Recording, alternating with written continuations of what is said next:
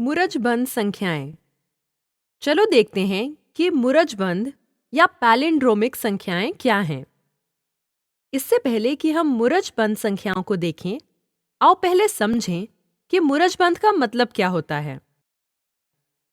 शब्द जो मैंने यहाँ दिखाए हैं, DAD dad, CIVIC civic, MALAYALAM Malayalam, इन सभी शब्दों को मुरजबंद कहते हैं। पर इन शब्दों के बारे में विशेष क्या है? आप यहाँ देख क्या रहे हैं? अगर आप इन्हें गौर से देखें तो ये शब्द आगे की ओर से और पीछे की ओर से एक ही से हैं। इसका मतलब है कि यदि आप DAD डैड, CIVIC सिविक को उल्टा करें तो आपको वही शब्द यानी DAD डैड और CIVIC सिविक मिलता है। तो मुरजबंद संख्या वह संख्या हुई जिसके अंकों को उल्टा करने पर भी वही संख्या रहती है। यहाँ कुछ उदाहरण हैं। उदाहरण के लिए 101, 7667 या 9999। ये सभी संख्याएं मुरजबंद हैं। आप इनको उल्टा कर सकते हैं और ये अभी भी वही संख्याएं हैं। 5 के बारे में क्या है? क्या 5 मुरजबंद है? हाँ, सभी एक अंकीय संख्याएं मुरजबंद होती हैं क्योंकि यहाँ केवल एक ही अंक है और बदलने पर भी यह ऐसा ही रहेगा। अब हम मुरजबंद के बारे में कुछ दिलचस्प बात करने जा रहे हैं। आओ 42 पर विचार करते हैं। अब अगर आप मुरजबंद प्राप्त करना चाहते हैं, आप क्या कर सकते हैं कि आप संख्या को उल्टा करें। इसका मतलब है कि आप 24 प्राप्त करते हैं।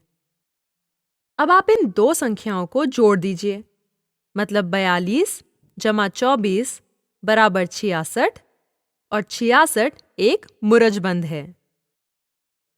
आओ एक और उदाहरण के लिए 35 लें। अब आप इसे उल्टा करें, आपको 53 प्राप्त होता है।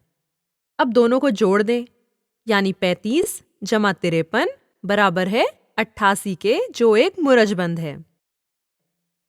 अगर आपके पास 67 है तो क्या होगा? अब आप इसे उल्टा करोगे तो 76 प्राप्त होगा।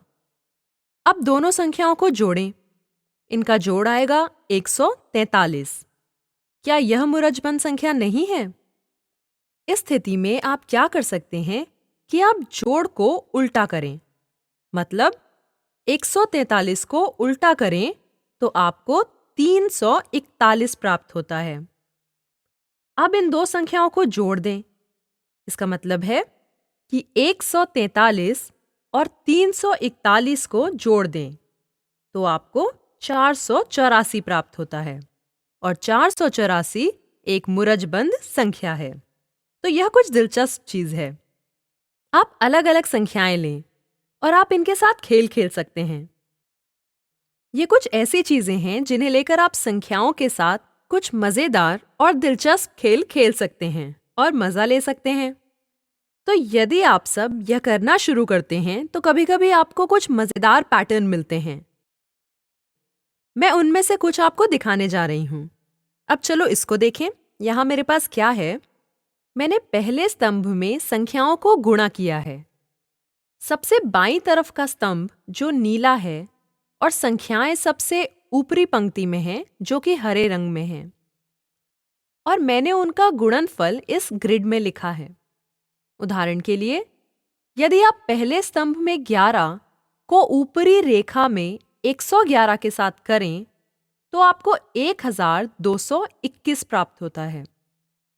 और यदि आप पहले स्तंभ में 111 को ऊपरी रेखा में 111 के साथ गुणा करें तो आपको 12,321 प्राप्त होता है।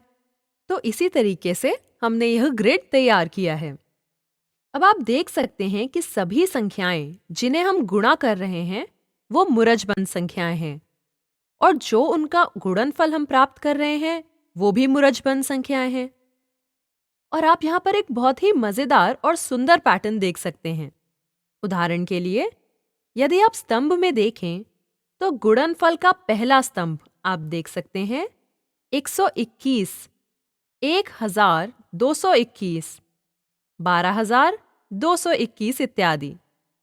अब अगर आप गुणनफल के अंतिम स्तंभ को देखें तो आप देखते हैं कि गुणनफल है 1,22,221, 12,33,321, 1,23,44,321 इत्यादि।